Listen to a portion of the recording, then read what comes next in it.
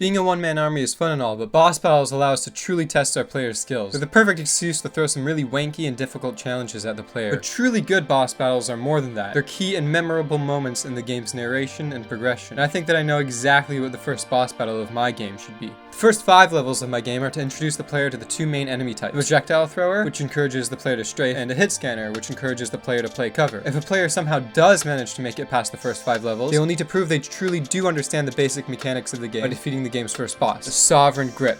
Yeah, I really need to work on my naming skills. It's a robotic arm designed to micromanage the more promising employees so that the big guy up top doesn't need to. And for some reason the big guy thought it would be wise to give the arm a gun. Now I'm gonna be real, I haven't figured out how to 3D model yet, so... $100. Bro, I'm broke, I can't afford this.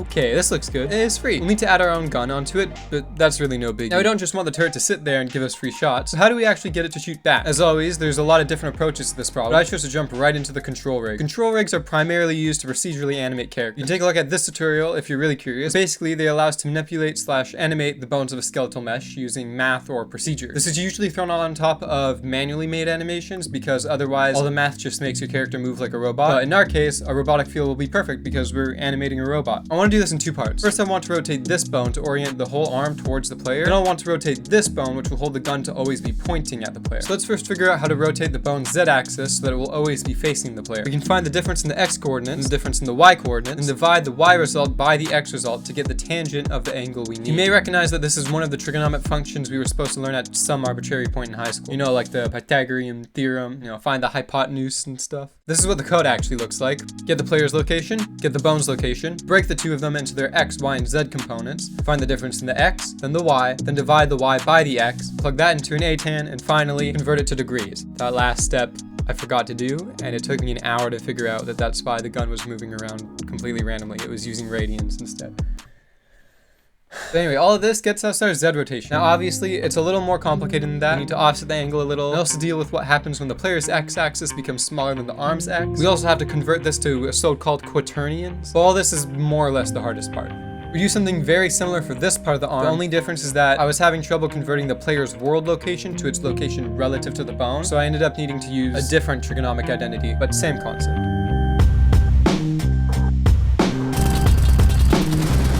Okay, the gun is clearly way too powerful. Honestly though, that makes sense. It's a giant gun. Of course it's supposed to be overpowered. So how else can we balance it? We could place a small piece of cover at the front of the level to give the player a head glitch. I'm thinking that at first the player will struggle to understand how they could possibly defeat this enemy until they suddenly realize how easy it becomes as soon as they start using cover. But once the player figures it out, it obviously wouldn't be fun if they could just sit here until the arm gets destroyed. So what about once the player takes out 25% of the robot's HP, we have it do this. Again, the player will probably get a little frustrated and wonder how on earth they're supposed to counter this, until they realize, oh easy, a foot glitch? But of course, it wouldn't be fun if the player could just sit here until the arm gets destroyed. So how about once the player takes out 50% of the robot's HP, we have the robot do this. I'm of course open to more suggestions to spice up the boss fight, but I do think that this makes for a deep enough fight sequence, especially since it's the first boss of the game. We also gotta give it a death state. Now I could make a really fancy death animation, or... I mean, this still looks pretty good. I'm also wondering, has anybody noticed that these splatters from the explosions are just blood splatters but desaturated?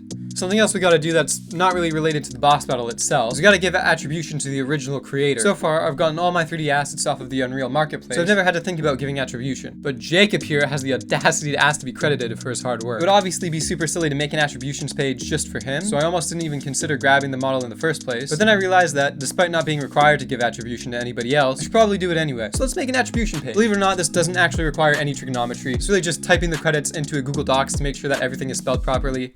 Oh shit. And copy pasting it into the game. I've actually had a lot of fun doing this. I got to go back to all the YouTube channels that helped me when I was just starting out. And honestly, they still help me every now and then. I also was reminded of what all the assets look like before I got around to giving them new materials and animation. It's sort of a reminder of some of the progress I've made. And boom, we got an attribution page. I said some really nice things about a lot of these people because I really look up to them. I know that doesn't mean too much coming from me, but I really hope that one day it will. And the last thing we gotta do is spice up the level. The previous levels take place in the worker quarters, where the workers are held like cattle so the big guy up top can minimize his costs. I want the boss to mark the end of these levels, so we'll take the design to the extreme by placing a bunch of really small singles offices on the shelves for the arm to organize. With that done, it's time to think about what the next level should look like. These first 5 follow a very open and bright light design. So for the next 5, I want to go for the complete opposite. For a while I was having a really hard time making unique levels because of how focused I was on making them coherent.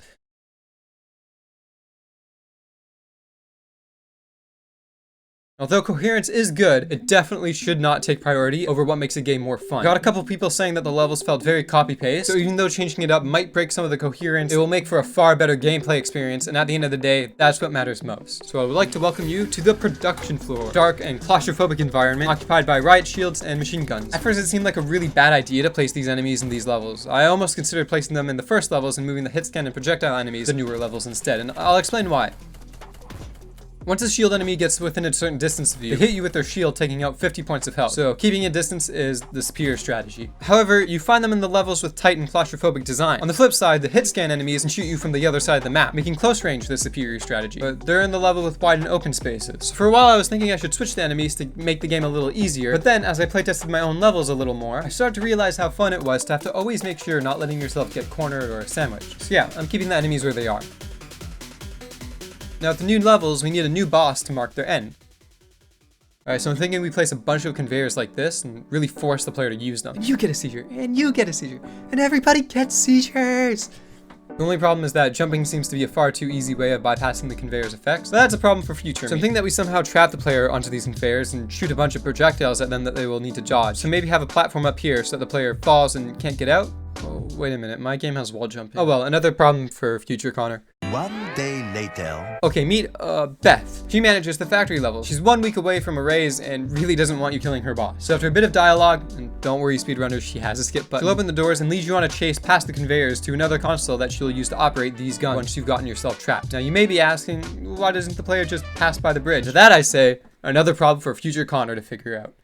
Damn, future Connor is going to be such a genius. And for those who are curious, again, I didn't bother giving her a behavior tree. She's taking very simple actions, so blueprint should be enough. And for those who don't know what a behavior tree is, usually coding works by giving the computers a series of instructions that it will execute one at a time. It takes a certain way of thinking that most coders spend a lot of their time working on. Now, behavior trees, on the other hand, kind of say, fuck this! Fuck you! I'm doing my own shit. In all seriousness, they're super useful if you learn to use them. For anyone who wants to learn more, Gladiabots, this is a super fun game where you code these robots using behavior trees. At one point, I'm pretty sure it said I was ranked 37th in the world. Does that make me a genius? Or does that mean that there are 36 other players? Honestly, hard to tell. Who knows? We should probably move on. Hey, I figured it out. Bailey will leave behind a little explosive for you to run into, breaking your legs. This solves the being able to jump problem, the being able to escape problem, and the just walk past the bridge problem. So what do we learn from this? That no problem is too big for future us to handle. Do your homework last minute. Don't study. Procrastinate. Future, you can do it. I can already hear some of you asking, well, why doesn't anyone just run past the trigger box? Well, I actually did make that an option on purpose. I want to keep this game speedrunnable, so being able to skip this 40-second section seems like a good idea. I also want to encourage the player to try and break the game. You know, think outside the box a little. In retrospect, this does kind of seem like a too obvious way around the boss fight. I might put some effort into making it a little harder, but I don't think I should worry too much. There will be other boss battles in the future. Oh, and one last thing I forgot to mention, chasing Becca won't actually be so easy. Okay, we've made 2 new bosses, a bunch of new levels, and written a 2,100 word script. Now all that's left is an outro.